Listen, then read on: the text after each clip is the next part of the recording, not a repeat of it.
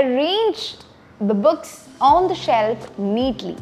ഷെൽഫിൻ്റെ മേലെയുള്ള ബുക്സ് എല്ലാം ഞാൻ നല്ല വൃത്തിയായിട്ട് നല്ല നീറ്റായിട്ട് അറേഞ്ച് ചെയ്ത് വെച്ചു, അതായത് ഒക്കെ ഒന്ന് അടക്കി വെച്ചു എന്ന് നമ്മൾ പറയാറുണ്ട് അല്ലേ. നമുക്ക് കുറച്ച് ടൈമൊക്കെ കിട്ടുന്ന സമയത്ത് നമ്മൾ ചെയ്യുന്ന ഒരു കാര്യമാണ് നമ്മളുടെ ഇപ്പം റൂമൊക്കെ ഒന്ന് ക്ലീൻ ചെയ്യുക, അല്ലെങ്കിൽ ബുക്സും കാര്യങ്ങളൊക്കെ ഇപ്പോൾ എക്സാംസ് ഒക്കെ കഴിഞ്ഞാൽ ഈ ബുക്സും കാര്യങ്ങളൊക്കെ ഒന്ന് അടക്കി വെക്കുക. സോ അതിനൊക്കെ നമ്മൾ അറേഞ്ച് ചെയ്യുക എന്ന് പറയും. നമ്മളൊരു കാര്യം ചെയ്യുകയാണത്, സോ നമ്മൾ അറേഞ്ച് ചെയ്ത് വെക്കാൻ വേണ്ടിയിട്ട് പറയും. Okay, so I arrange the books on the shelf neatly.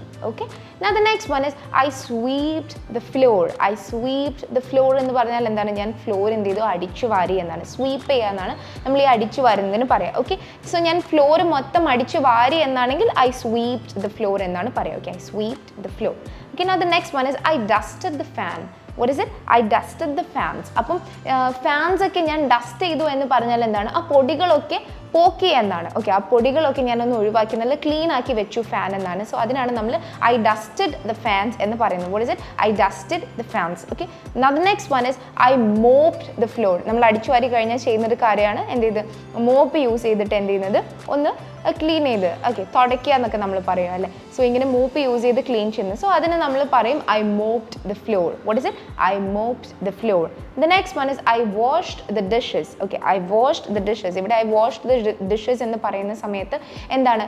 ഇപ്പം നമ്മുടെ പ്ലേറ്റ്സും യൂറ്റൻസിൽസും കാര്യങ്ങളൊക്കെ നമുക്ക് എന്ത് ചെയ്യേണ്ടി വരും? ഒന്ന് ക്ലീൻ ചെയ്ത് വെക്കേണ്ടി വരും അല്ലേ. നമ്മളിപ്പോൾ ഫുഡൊക്കെ കഴിച്ചു കഴിഞ്ഞാൽ കിച്ചണൊക്കെ ക്ലീൻ ചെയ്യുന്ന സമയത്ത് നമ്മുടെ യൂറ്റൻസിൽസ് ഡിഷസ് ഒക്കെ നമ്മൾ എന്ത് ചെയ്യും? വാഷ് ചെയ്ത് വെക്കും. സോ അതിനാണ് നമ്മൾ ഐ വാഷ് ദ ഡിഷസ് എന്ന് പറയുന്നത്. Okay, so these were some sentences actually നമ്മൾ ക്ലീൻ ചെയ്തതിനെ ബേസ് ചെയ്തിട്ടുള്ള ഇംഗ്ലീഷിൽ പറയാൻ യൂസ് ചെയ്യാൻ പറ്റുന്ന കുറച്ച് സെൻറ്റൻസസ് ആയിരുന്നു.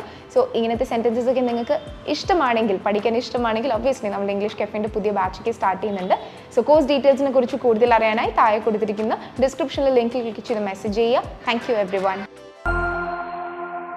English Cafe. We present you the perfect English.